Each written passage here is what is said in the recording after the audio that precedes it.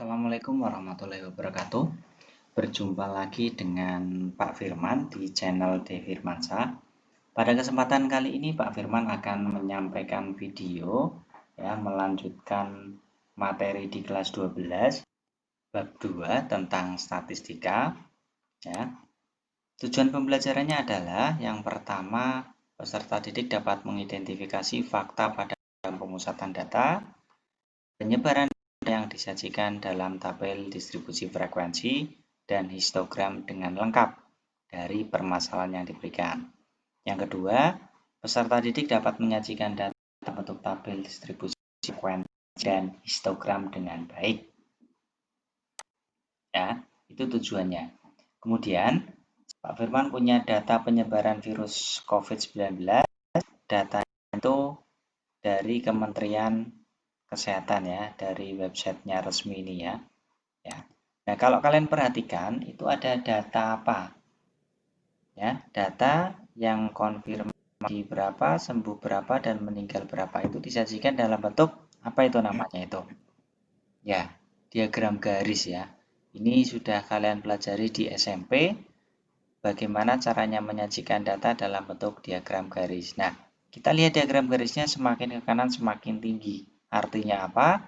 Jadi penyebaran virus itu semakin ke sini semakin meningkat. Nah, harapan Pak Firman dengan data seperti itu maka kita harus mengantisipasi ya. Yang pertama, kalian tidak perlu keluar rumah jika tidak mendesak, benar-benar tidak mendesak ya. Kemudian sering-sering cuci tangan, jaga kebersihan, jaga kesehatan. Jika terpaksa keluar maka wajib pakai masker ya. Dan lagi jaga jarak minimal 1,5 sampai 2 meter ya. Begitu kaitannya dengan data penyebaran virus COVID-19. Kemudian, nah ini Pak Firman akan tanya dulu ya. Tentunya kalian saat di SMP itu sudah diajari bagaimana cara menyajikan data. Iya enggak? Ada berapa cara? Ada berapa macam? Ya, betul. Yang pertama adalah menggunakan diagram batang. Kemudian menggunakan diagram garis, kemudian menggunakan diagram lingkaran. Betul sekali. Ya. Oke. Nah, sebelum Pak Firman masuk ke pembahasan masalah, sebelum ya, betul diagram lingkaran, garis dan sebagainya. Pak punya permasalahan seperti ini ya. Tadi di masa pandemi, warga yang telah melakukan perjalanan luar kota itu harus didata. Apakah membawa virus COVID-19 atau tidak ya. Nah, data umur dari 40 warga seperti tersaji di layar berikut. Nah, bagaimana cara menyajikan data tersebut? Sudah dibaca. Kalau tadi hanya disajikan yang dari Kementerian Kesehatan disajikan dalam bentuk diagram garis. Nah, kalau seperti ini datanya, bagaimana penyajiannya? Ya, betul. Disajikan dalam bentuk tabel. Nah, seperti itu tabelnya ada umur, kemudian ada frekuensi.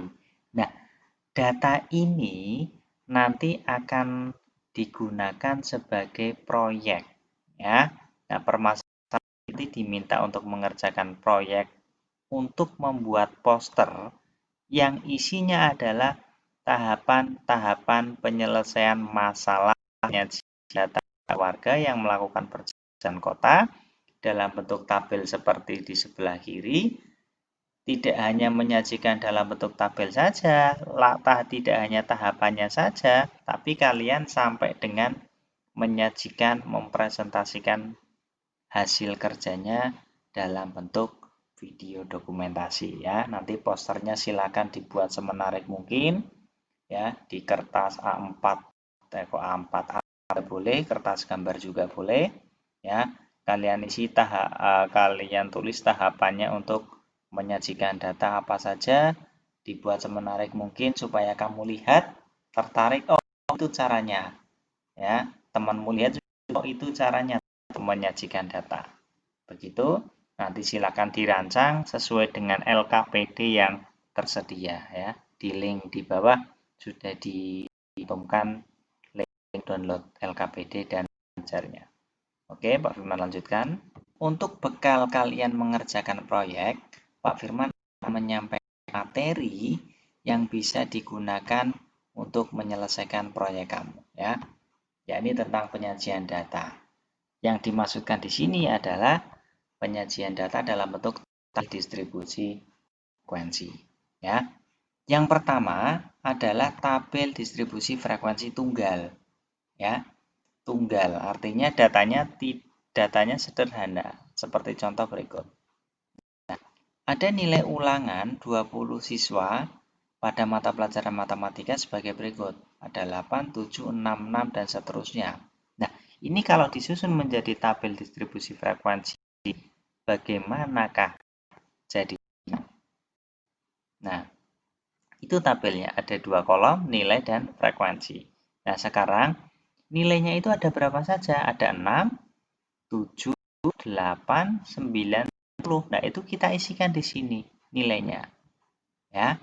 Nah, sekarang yang nilainya 6 ada berapa? Dilihat di tabel. Ya, ada 2. Berarti dituliskan di sini frekuensinya untuk nilai 6 adalah 2. Di sini tuliskan 2. Kemudian yang 7 ada berapa? 1, 2, 3, 4, 5, 6, 7. Yang 8 ada berapa? Dan seterusnya ya. Nanti silakan sendiri, maka jadinya seperti ini. Ya. Itu tabel distribusi frekuensi tunggal. Nah, ini sekarang ya, yang seperti proyek tadi. Tabel distribusi frekuensi kelompok. Nah, sebelum mempelajari bagaimana caranya menyajikan data, ada beberapa istilah yang harus kamu pahami yang ada di tabel distribusi frekuensi kelompok. Apa saja istilahnya? Yang pertama adalah banyaknya kelas. Kelas ya. Kelas itu apa? Kelompok ya. Nah, ini ada berapa kelompok data? Nah, ini kelompok namanya. 1 sampai 10 itu kelompok. Nah, dilihat saja ada berapa baris. Ya. 1, 2, 3, 4, 5, 6. Ya. Berarti banyaknya kelas itu ada 6. Ya. Setelah banyak kelas, apalagi yang harus kamu ketahui adalah batas kelas. Batas kelas. Batas tahu batas ya. Nah, kita perhatikan kelas yang pertama.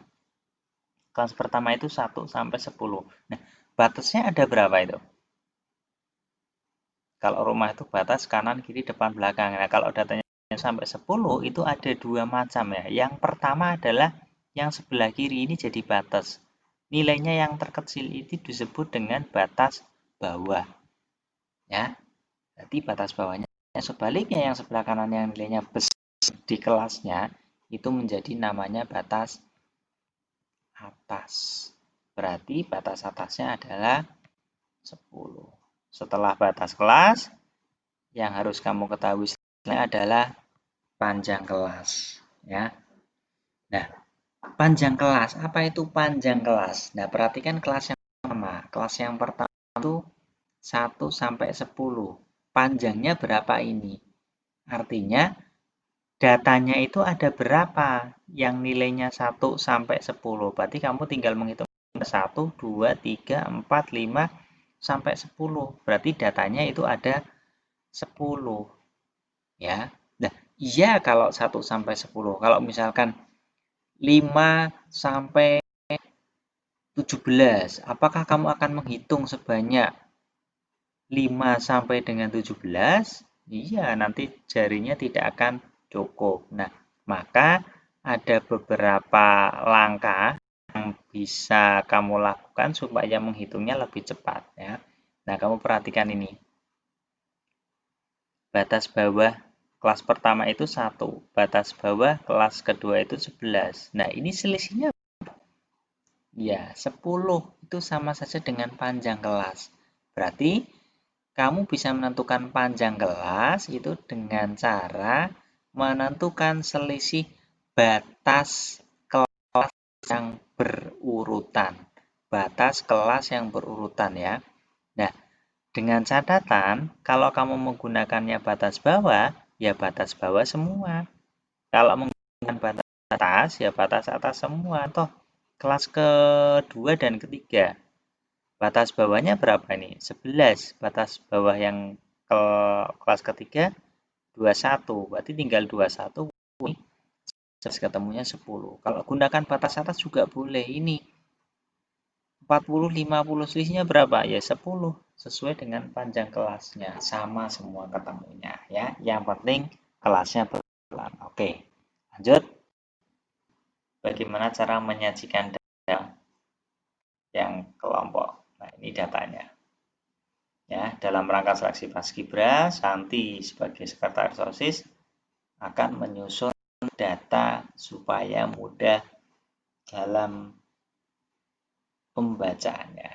Ya, langkah-langkahnya yang pertama dilakukan adalah menghitung banyak data. Ini datanya di sini ada berapa semuanya ini? Ini tinggal kita hitung aja barisnya ada berapa ini? Tuh 2, 3, 4, 5, 6. Nah, ke kanannya ada berapa? Ya, ternyata ada 15. Berarti banyaknya data 15 kalikan dengan 6. Ya, betul sekali. Banyaknya data adalah 90. Kemudian langkah yang kedua. Langkah yang kedua adalah menentukan jangkauan. Jangkauan data terbesar dikurangi dengan data terkecil. Berapa data terbesarnya? Ya, bisa lihat? Ya, betul. Data terbesarnya adalah 98. Berarti jangkauannya data terbesar 98 dikurangi data terkecilnya. Siapa yang sudah lihat? Ya, betul 33. Berarti 98 kurangi dengan 33. Ketemunya adalah 65. Ya. Kemudian langkah selanjutnya langkah yang ketiga. Apa langkahnya adalah menentukan banyaknya kelas dengan menggunakan aturan Sturges ya. STURGES ya. Nah, rumusnya adalah 1 ditambah 3,3 kali log N. N-nya apa? Banyaknya data sudah dicari di atas tadi. 90. Tinggal langsung masukkan saja. 1 tambah 3,3 kali log 90. Log 90 bisa kamu cari di kalkulator ataupun di tabel juga bisa, tabel logaritma ya. Maka hasilnya ya 1,9542 tinggal dikalikan, kemudian hasilnya adalah 7,449. Nah, untuk banyak kelas ini biasanya Pak Firman membulatkannya ke bawah ya. Langkah yang keempat adalah menentukan panjang kelas. Tadi jangkauannya itu 65, banyaknya kelas itu 7, berarti tinggal kita langsung bagikan saja. 65 bagi 7, 9,29. Nah, ini bisa kita mengambil panjangnya 9 atau 10. Ya, karena ada 90, ya, kemudian panjang kelasnya 7, berarti Pak Firman untuk panjang kelas lebih aman jika dibulatkannya ke atas. Berarti semua data itu bisa tercover, bisa masuk dalam kelas-kelas yang ada. Ya, berarti Pak Firman bulatkan menjadi 10 panjang kelasnya. Kemudian yang kelima langkahnya adalah menentukan batas bawah kelas pertama. Batas bawah kelas pertama biasanya itu menggunakan nilai data yang paling kecil atau boleh menggunakan nilai yang lebih kecil dari data terkecil. Dengan catatan, semua data bisa masuk ke dalam kelas, baik itu nilai yang terbesar maupun nilai yang terkecil itu bisa masuk semua. Ya. Nah, data terkecilnya 3 dan banyaknya kelas 7, maka banyaknya kelas 7 dan panjang kelasnya 10, maka Pak Firman memilih batas bawahnya adalah 31. Kenapa kok 31? Ya biar apa? Enak saja nanti. Data akan bagus, frekuensinya bagus. Ya, nanti data terkecil masuk, data terbesar juga bisa masuk. Oke, kita lanjutkan.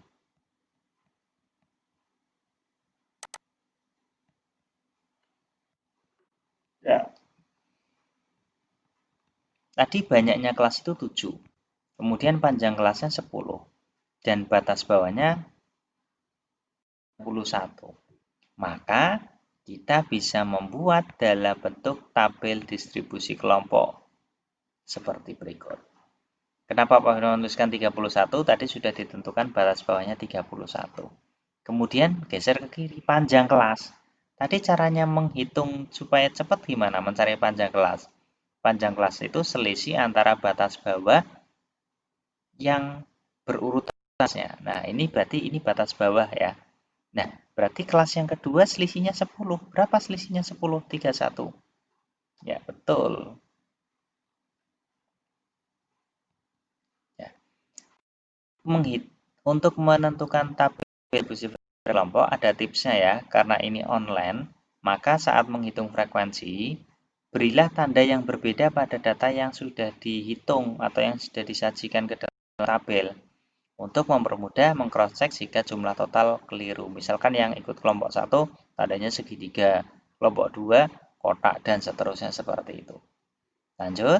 Nah, batas bawah kelas pertama 30 tulis di sini. Kemudian panjang kelas kedua berapa selisihnya 30 dari 31 itu?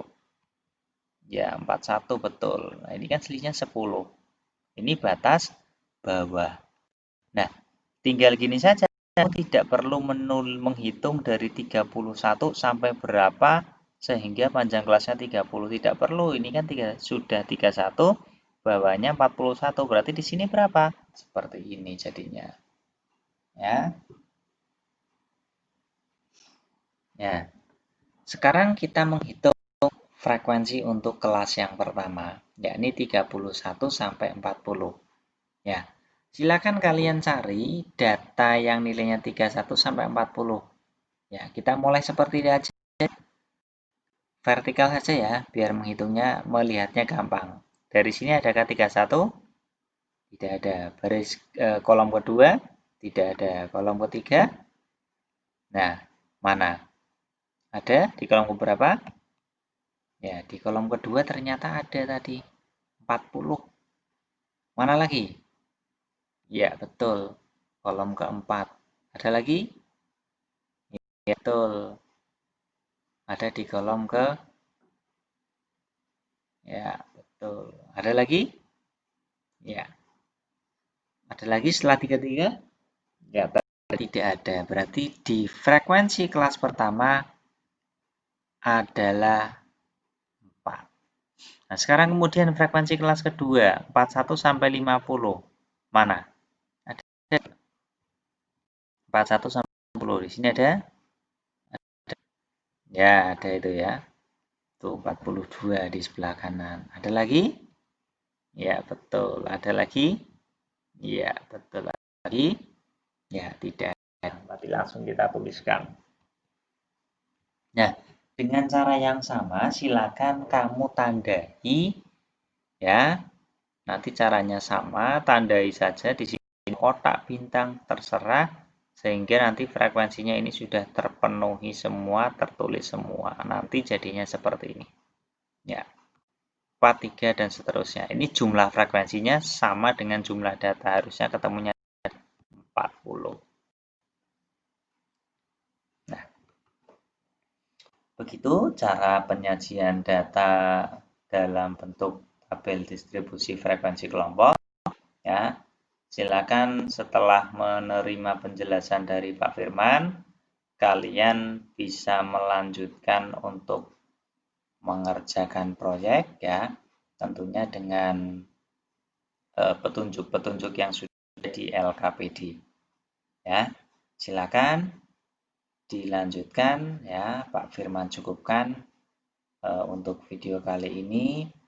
Semoga saja video ini bermanfaat buat anak-anak semuanya ataupun yang lain ya. Jangan lupa kalian subscribe jika belum subscribe channel ini sebagai ungkapan terima kasih ya, karena videonya bisa bermanfaat.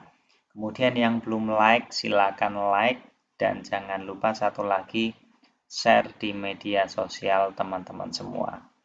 Ya, sekian. Semoga video ini bermanfaat. Terima kasih. Wassalamualaikum warahmatullahi wabarakatuh.